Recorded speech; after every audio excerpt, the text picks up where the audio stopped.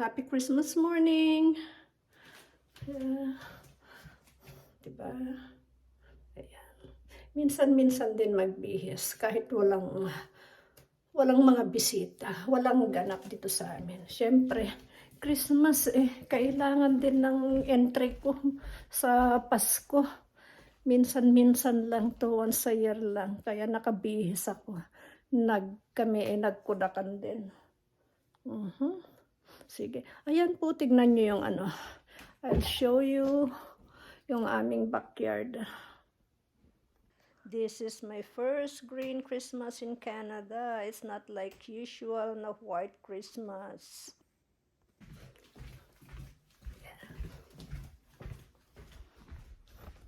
Ayan. Ito yung kauna-unahang Pasko na walang niebe sa Canada. Look, gusto ko lang ipakita sa inyo.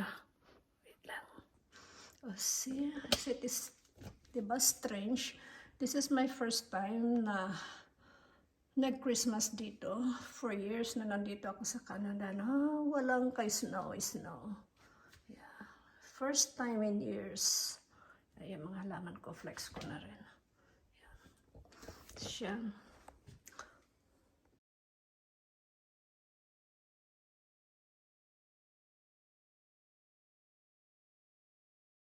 Oh, ayan. Ang gandang tignan, di ba?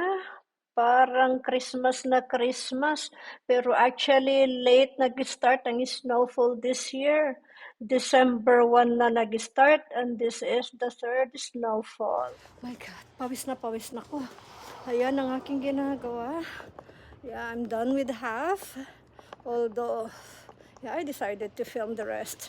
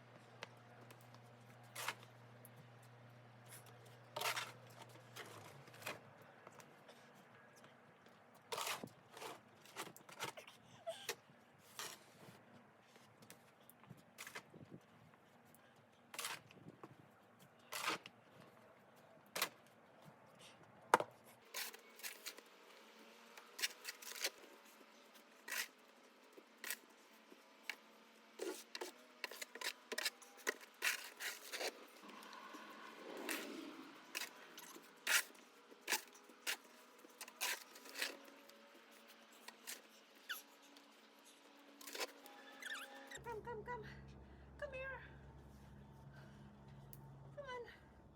Come on. You like this now? Huh?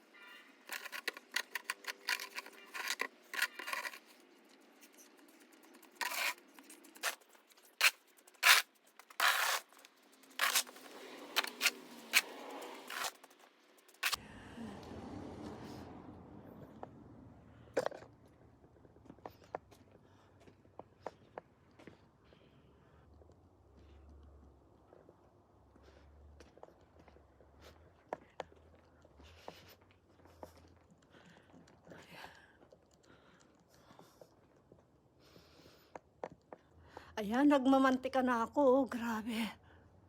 Kaya tinanggal ko yung aking jacket at saka yung aking top kasi soak na ako. Kasi medyo maluwang at medyo mabigat yung snow kasi nag-warm kagabi. Tumigil ang snow kagabi. It's like 4 o'clock na. Kahapon I should say. Ang 4 o'clock madilim na kaya hindi na ako makapag-shovel. Kasi the best time to shovel talaga is right after na na mag-quit yung yung snowfall. Kaya yun. Hirap pero that's exercise. Ayan, yaman din lamang at nakita nyo na yung likuran kong magulo. Papasyal ko na lang kayo. Yung mga boxes na yan, ginagamit namin para lalagyan ng mga sausages. Nagre-recycle kami kasi bakit naman hindi? Sayang din. And this is a Segway. Yan, this is usable. This is like running good.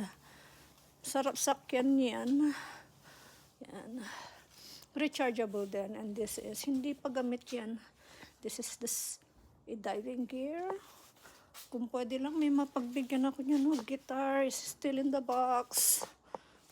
Kung madali lang talaga magbit-bit pa uwi ng Pilipinas. Yan, of course, Tesla, one of the Teslas. Kasi dalawa po yan. And ito po. Yan, that is still working also. This one is a treadmill. Yan, that is good to go also.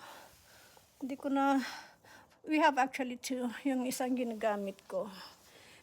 Isa pa yan, natambak dito, kasi nag-renovate kami ng kwarto. Pinalitan namin lahat. These are actually almost all good, dusty lang. Ayan o. Tinanggal namin ito sa room, kaya hindi pa rin namin na-dispose kasi nag-renovate kami, ura-urada, magwi-winter na.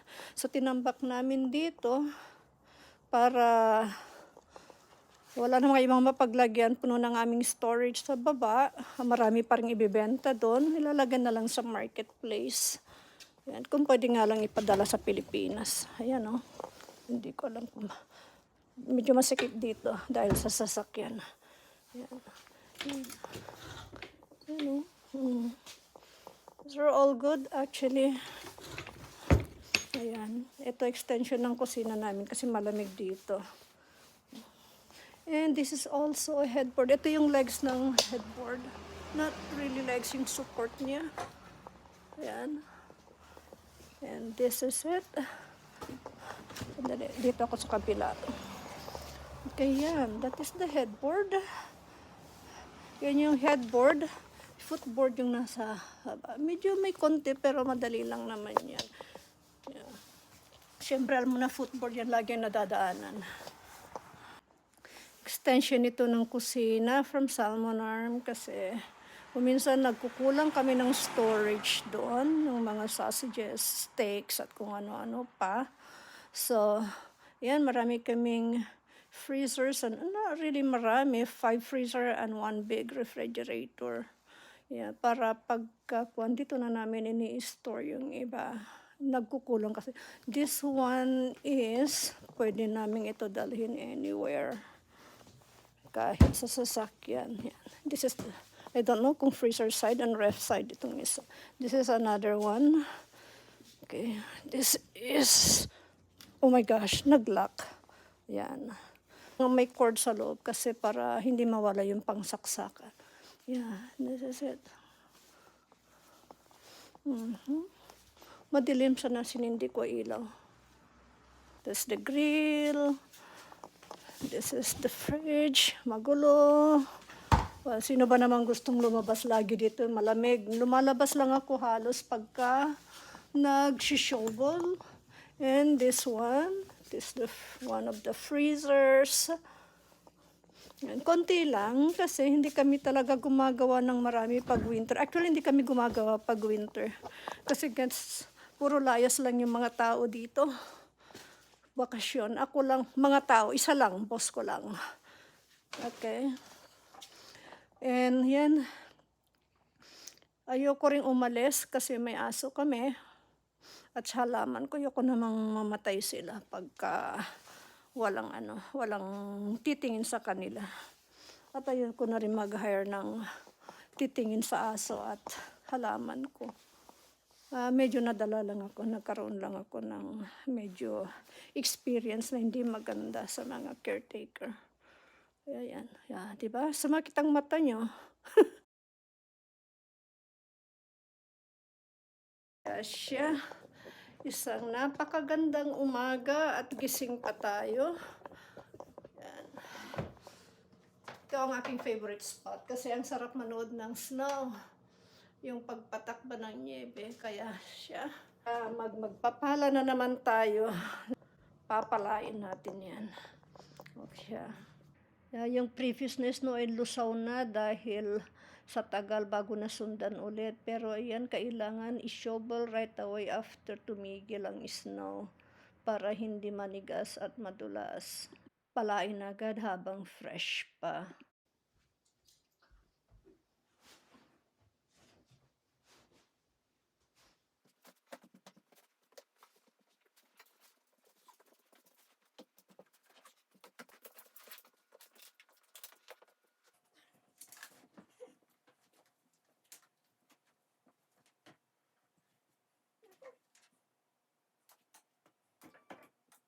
Keeping myself busy as usual at ayan yung aking tape sa pagpipintura ay hindi ko pa rin natatanggal. Ayan at nakatambay ang aking vacuum cleaner at saka yan ang aking mga binubutingting at kinukutingting ang pagsusort out ng mga luma at bagong gamot at kung ano-ano pa. Check din yung front yard. Ayan, hindi rin masyadong makapal, manipis lang. Hindi ako masyadong mapapagod sa pag-shovel. Okay, check din ang other side of the house. Ayan, sa balcony, sa kitchen. Ayan, manipis din. Of course, syempre, parehas lang naman ang patak ng kwan. Ma-ocular inspection lang. Charot. Habang hindi pa naninigas yung snow, mag-shovel na para hindi mahirapan. Tumigil na kasi ang pagpatak.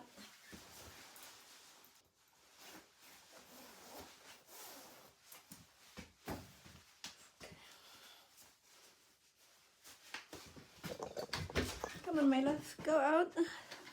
Let's play in the snow and let's clean the yard. Oh my God, mali.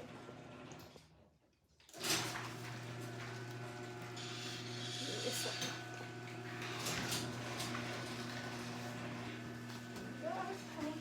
Come on. So I can close the door. You having fun? Hi, honey. Love you. Okay, come on, let's shovel.